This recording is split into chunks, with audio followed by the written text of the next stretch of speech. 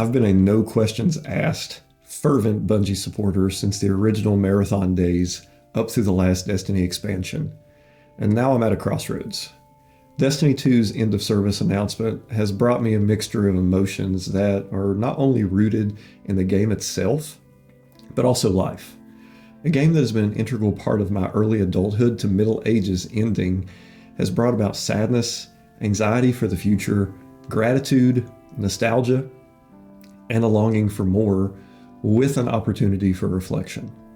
It may prove impossible to ever put into words what the Destiny franchise meant to me and so many others.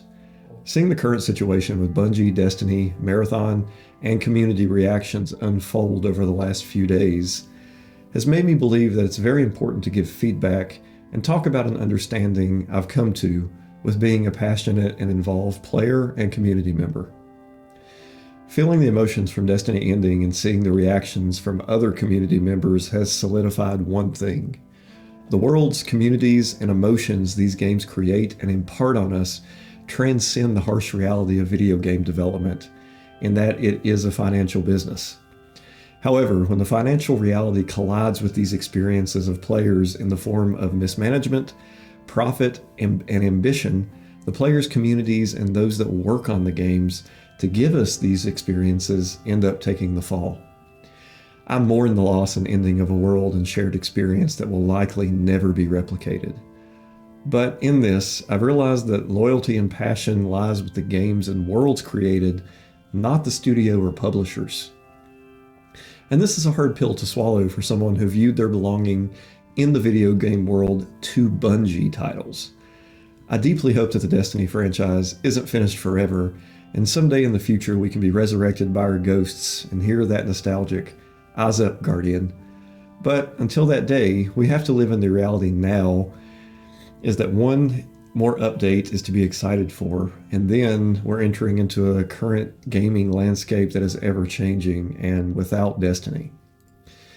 The looming hot topic that's already turned into controversy is the elephant in the room, which is Marathon.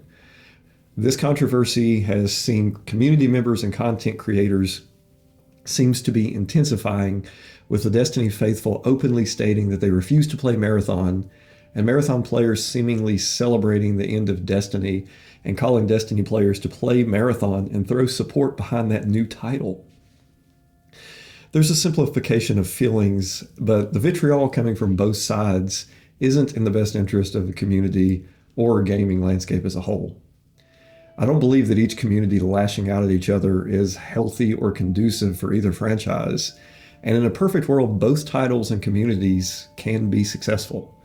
It's no secret that the current situation with Destiny and Marathon falls squarely on the shoulders of Bungie management and prior management, with their malintent, and I see no just ground for Destiny players and Marathon players to have strife between one another.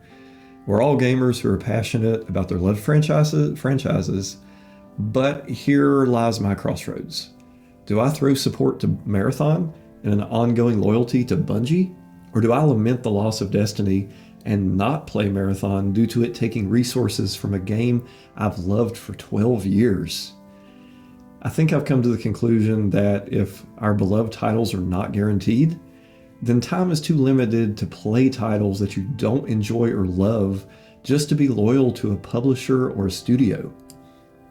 Currently, Bungie is committed to supporting their latest title that is by all metrics performing poorly. In some revision of history, maybe Bungie kept resources on Destiny, refined its PvP mode, and the franchise continued on with more success. That is what I wish happened, but instead we have the struggling extraction shooter and the end of Destiny 2. I stand by my feelings in the more recent review of Marathon I posted. After 80 hours of playing and trying to convince myself that I like the game, I just don't believe it's a good or a fun game. Will I revisit Marathon if they update it and turn it into something that I enjoy and find value with spending time in? Yeah, absolutely. Do I feel the need to play Marathon to support Bungie in the hopes that we will get Destiny in the future? No, I don't.